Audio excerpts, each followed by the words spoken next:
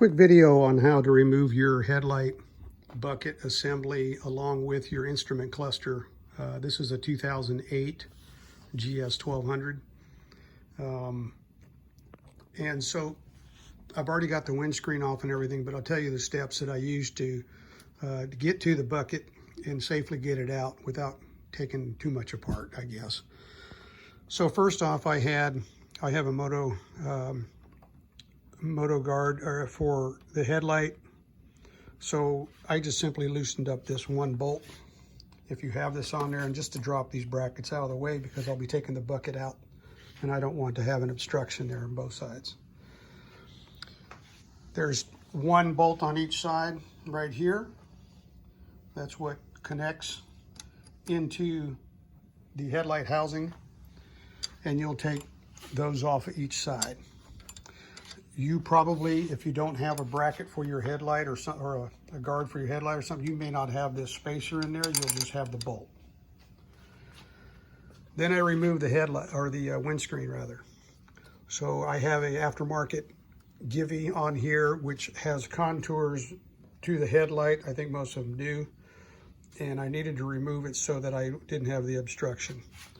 And there again, there's the side thumb screws on there. You'll take apart and remove your headlight, remove your windscreen. If you have this bracket for your GPS and stuff, no need to remove it. It should be fine. So as far as the back side, you have three connections. You've got this one, which is into your instrument cluster right behind the speedo, and it's just a simple squeeze and pull. Remember to always squeeze by holding onto the housings, never by holding onto the wiring. The second one is one that's connected to the back side of the headlamp, is what powers the headlight, and it's this one right here. It's got a rubber boot on it. That one actually, which connects to the left of this dimming bracket here. By the way, I'll show you that a little later. And it's connected by a small clip. And the clip that it uses is this right here. When you put it back in, that center loop right there that you see, right above my thumb, that will be pointing to the rear of the bike when you reinstall it. And then the third connection is actually this little lamp, which is on the very bottom, down below and to the left of the headlight power connector. That lights up this real small driving light, parking light, if you will. It'd be a good time to check that before you disconnect to see if that light works. If it doesn't, this would be a good time to change that bulb. So once you have all those three connections taken off, you've got a bracket if you have one out of the way, windshield is removed. I didn't need to remove these two connection tabs for the windscreen that are on here. You'll see what I'm talking about when you look at your bike, but I did anyway, just so that I wouldn't lose them. And then from that point, it's a simple rotate and take the unit out of your bike.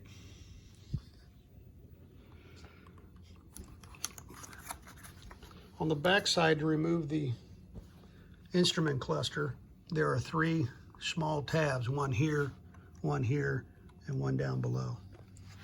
These require a little needle nose, pair of pliers or something, and you'll back those out.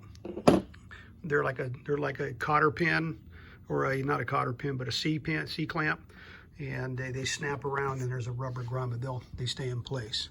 After you remove those three items, there's also a screw right here, and you'll take that apart.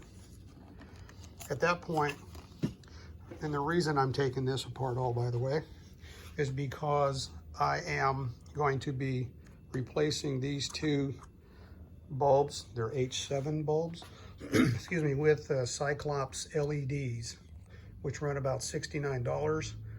I think I got these from TourTech. They do sell them. They're a great bulb. I've had them on other bikes in the past, and they light things up. And I think they're a cheaper alternative to having to buy Pias or Denali's or Clearwater or whatever on the side. I think just having a good set of headlights is good enough, depending on what kind of riding you're doing. We are going to Yellowstone this year, so I just wanted something to light up a little bit further down the road in case I come around a corner and there's a bull elk standing there. This little bracket right here, if you have never seen it before, if I can do this with one hand, this clips down and it flips up. What is that for? That actually adjusts your headlight, the angle of your headlight, okay? It's ever so much, so that when you're loaded down with your bike on a trip, you can flip that and it brings your headlight down to road level a little more, so you're not blinding everybody behind you. I'm not going to get into the forensics behind all this.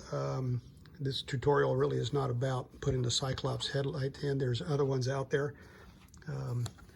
But this is an easy way to get your whole assembly out. Some people have tried to remove the instrument cluster while it's on the bike before they get everything out. I tell you, it's a pain to get underneath for these clips and to get in here.